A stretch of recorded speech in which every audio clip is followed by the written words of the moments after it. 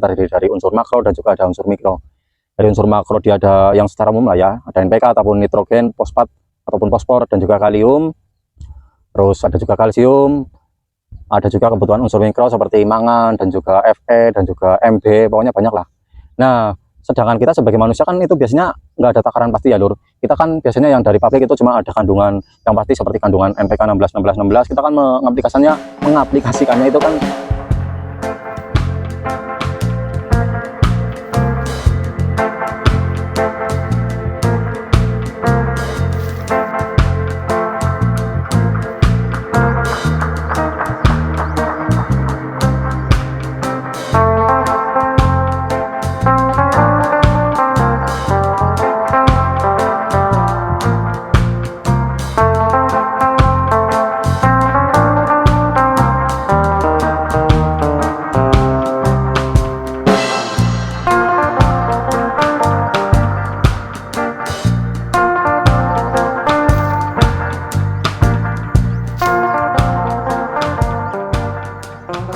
Assalamualaikum warahmatullahi wabarakatuh. Selamat sore sahabatku para petani dimanapun panjenengan semua berada.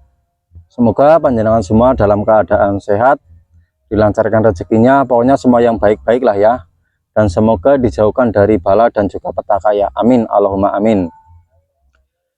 Video ini adalah video lanjutan dari video sebelumnya lur. Masih seputaran tanaman cabai dan masih seputaran tahap olah lahan ya lur. Karena kemarin kan memang sudah niatnya ini akan membuat apa ya, video ini dari awal proses pembuatan lahan sampai mungkin nanti selesai panen ya lur. Jadi kemungkinan ke depan saya akan upload video rajin 1 minggu sekali untuk perkembangan tanaman cabai yang akan ditanam. Kemungkinan ini besok kalau nggak tanam cabai merah keriting ya kita tanam cabai rawit. Tapi karena hari ini baru sampai di proses tahap pengolahan lahan, kita bahas untuk hari ini aja ya lur. Nah, pada video sebelumnya kan itu videonya itu membahas seputaran tentang apa ya, masih seputar olah lahan sih, cuma pada video tersebut kita baru pada sampai tahap penyemprotan herbisida ya lur, ataupun penyemprotan untuk rumput ataupun gulma ya. Nah, ini sudah selisih 1 minggu, sama ini tiba di hari Minggu, kemarin semprot juga hari Minggu, sekarang hari Minggu, dan aktivitas sore ini itu saya baru selesai melakukan penaburan kapur dolomit ataupun kapur pertanian ya.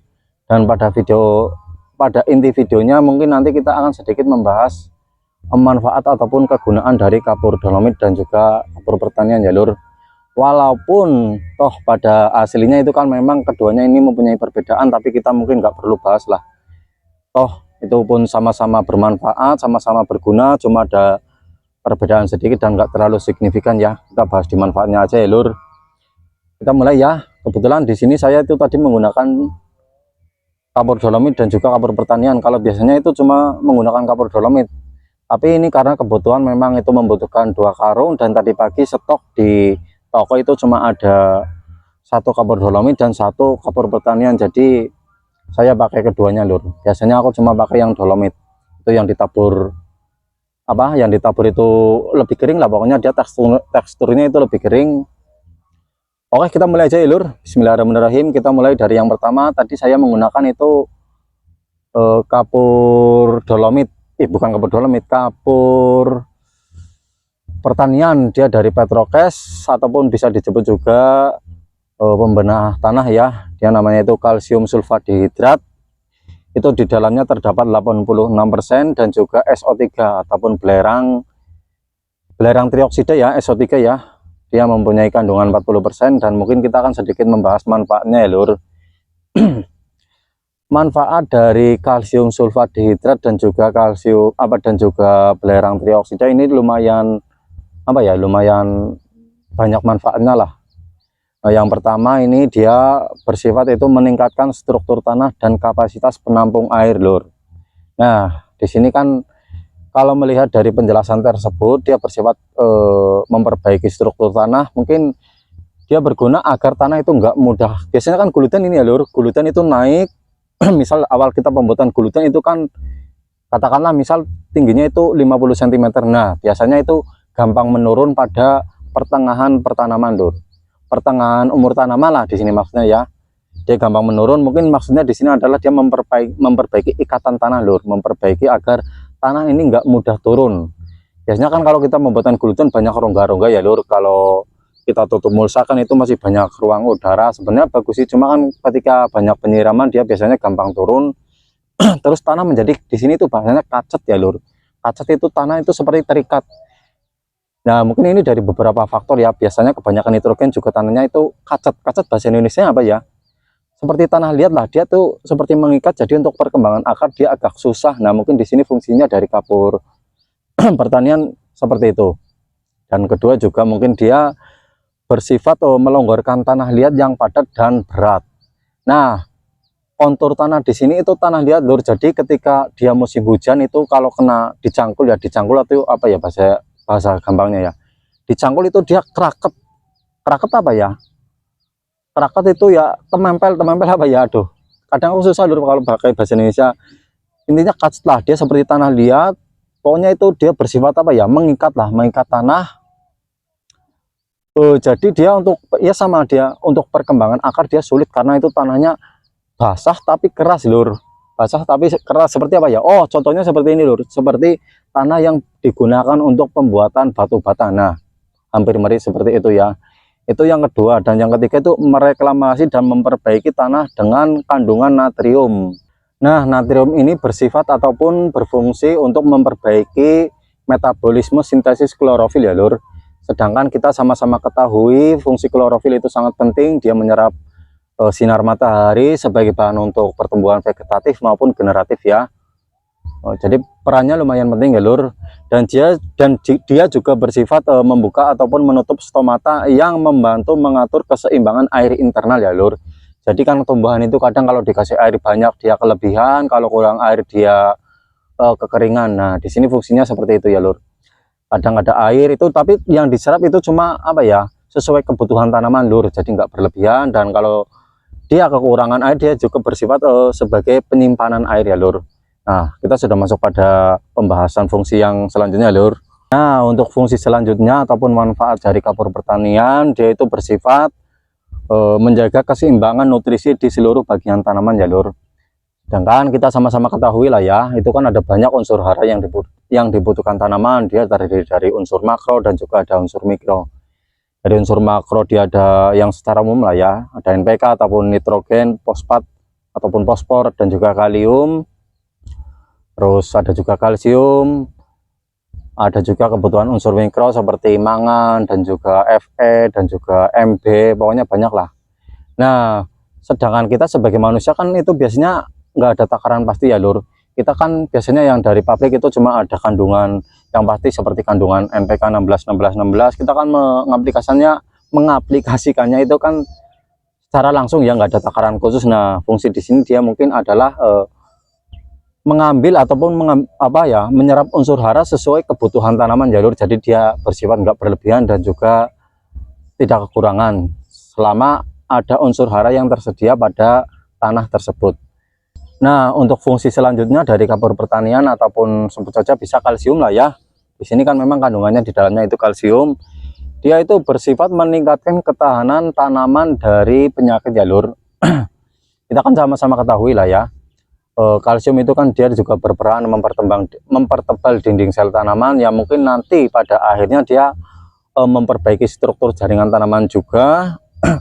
Kalau dinding sel tanaman dia tebal kan dia juga lumayan kebal terhadap berbagai penyakit ya lur. Terutama mungkin di musim hujan dia banyak patogen juga, ada mungkin juga perkembangan jamur. Nah di sini fungsi dari kalsium tersebut mungkin seperti itu ya. Dan yang selanjutnya ya lur, fungsi dari kapur pertanian ini dia bersifat meningkatkan daya simpan tanaman ya lur pasca panen. Jadi misalnya kita nggak menggunakan kapur pertanian, misalnya itu kita panen cabai ya lur, entah itu cabai apa saja, biasanya disimpan 2 hari dia sudah mulai lembek ataupun mulai mulai layu lah. Nah dengan fungsi kalsium ini karena dikarenakan dinding sel dari buah tersebut lumayan tebal, jadi mungkin daya simpannya lumayan berselisih ya lur. Mungkin biasanya disimpan 2 hari sudah layu, di sini mungkin bisa 3 hari dia baru layu ya lur. Dan untuk selanjutnya dia itu bersifat memperbanyak produksi klorofil ya lur. Kalau untuk fungsi klorofil tadi kan udah dijelaskan dari awal ya, udah ada pembahasan, bukan dijelaskan ya, kalau dijelaskan nanti terlalu menggurui, jadi nggak perlu dibahas lagi untuk fungsi dari klorofil. Dan untuk manfaat selanjutnya ya lur, manfaat selanjutnya dari kapur pertanian ini, dia itu bersifat membantu mempermudah penyerapan nitrogen sama fosfor ya lur. Nah sekarang ini yang menjadi atau sering dialami ya lur, sering dialami dari para petani itu, kadang kan kita selalu ngasih pupuk terus menerus, itu tanaman kok sama terus, nggak berkembang, tetap kurus, kadang tetap kuning. Nah di sini masalahnya kan kadang tanahnya itu sudah jenuh lur, sudah jenuh. Di sini artinya apa namanya ya, banyak residu dari pupuk-pupuk kimia sebelumnya ya lur. Kadang kita itu tanam di musim sebelumnya itu banyak memberikan pupuk, itu bukan habis lur, tapi tersimpan di dalam tanah yang akhirnya menjadi residu ataupun racun ya untuk tanaman selanjutnya kalau tanahnya itu enggak diperbaiki, atau mungkin bahasa umumnya itu peremajaan tanah ya lur. Nah di sini fungsi dari kalsium ini juga berfungsi sebagai peremajaan tanah, yang sehingga nanti pada efeknya itu akan mempermudah penyerapan unsur hara yang sudah tersedia pada tanah. Oke ya, kita selesai membahas pada kapur pertanian yang pertama, yang ini yang di dalamnya itu terdapat unsur kalsium sulfat dihidrat 86 sama belerang trioksida itu 40%. Sekarang kita masuk di dolomit ya lur. Sebenarnya hampir sama sih untuk kegunaan. Kalau secara dasar kan kegunaannya itu untuk memperbaiki tanah sama menyetabilkan pH ya. Di sini menyetabilkan ya artinya kan menjaga pH agar sesuai seperti apa yang dibutuhkan tanaman ya lur. Kalau untuk rekomendasi dari orang-orang yang belajar sono ya, yang belajar di bidang pertanian kan, itu rekomendasi untuk tanaman itu dapat menyerap unsur hara dengan bagus, dapat tumbuh dengan bagus kan dia itu berada di pH antara 6 sampai 7 ya lur. Nah di sini fungsi kapur dolomit juga mungkin hampir sama. Dia itu menyeimbangkan pH juga, dan juga membersihkan senyawa racun ataupun residu pupuk kimia ataupun anorganik yang berlebihan, ataupun meningkatkan populasi mikroba yang baik, dan juga menekan populasi mikroba yang negatif ya lur. Nah di sini kan sudah jelas ya, dia mengurangi senyawa racun dari tinggalan ataupun residu dari pupuk-pupuk sebelumnya, jadi dinetralkan supaya di musim efeknya mungkin kadang nggak langsung ya lur, efeknya nggak langsung terasa, cuma untuk tanaman keberlanjutan ya ataupun tanaman selanjutnya itu biasanya baru kelihatan ya lur. Yang jelas tanahnya menjadi sehat ya lur. Dan untuk yang selanjutnya dia juga membantu meningkatkan populasi mikroba baik ya, mikroba baik, dan juga mengurangi perkembangan dari mikroba jahat. Nah di sini mungkin kadang teman-teman kan itu menaburkan pupuk kandang lah ya, sebut saja pupuk kandang ataupun kohe, entah itu kohe ayam ataupun kohe sapi, itu kan di dalamnya masih terdapat mikroba jahat dan juga mikroba baik ya. Nah untuk menekan perkembangan dari mikroba yang kurang baik ini dan meningkatkan perkembangan dari mikroba yang baik, mohon maaf ya lur kalau kebalik-balik ya, di sini saya ulang ya, meningkatkan mikroba yang baik dan juga mengurangi perkembangbiakan dari mikroba yang jahat ya. Di sini bisa menggunakan kapur dolomit, walaupun toh sebelumnya dia juga bisa digunakan, bisa menggunakan fermentasi ya lur, bisa menggunakan biomikro ataupun E4, pokoknya banyak lah macamnya ya lur. Nah fungsi dolomit di sini udah nggak beda jauh sebenarnya sih lur dengan apa kapur pertanian. Di sini fungsinya sama. Pokoknya untuk teman-teman yang mau bertani lah ya, mungkin sebaiknya tetap gunakan kapur dolomit di awal pembuatan lahan ya lur, karena di sini mungkin menurutku pribadi yaitu olah lahan dalam pertanian itu kunci utama ya lur. Mungkin dia berperan 50% lebih dalam keberhasilan bertanam ya lur, dan mungkin itu juga berpengaruh pada kebutuhan pupuk keberlanjutan ya. Kalau untuk olah tanah dia sudah bagus, nanti mungkin kita bisa menghemat lur, menghemat untuk kebutuhan kebutuhan pupuk selanjutnya, dan juga dia juga bisa menghemat fungisida, karena dia kan kapur dolomit juga bersifat menekan patogen ya lur, ataupun menekan perkembangbiakan jamur. Oke ya, mungkin untuk video kali ini saya cukupkan sekian. Terima kasih yang sudah menonton, pokoknya tetap semangat bertani lah ya. Mohon maaf apabila banyak kesalahan penyampaian dan penyampaian kurang jelas ya lur. Masih banyak belibet lur. Intinya kan di sini saya itu gimana ya, bertani itu sudah sebagai hobi, dan mungkin yang pertama itu saya membuat video itu sebagai bahan dokumentasi lah. Walaupun mungkin nanti dicerna itu masih sulit ya, tetap gak apa-apa lah. Semoga ini ada manfaatnya video ini. Terima kasih yang sudah menonton. Berjumpa kembali di video selanjutnya. Tetap semangat, tetap bertani. Salam sehat, salam petani.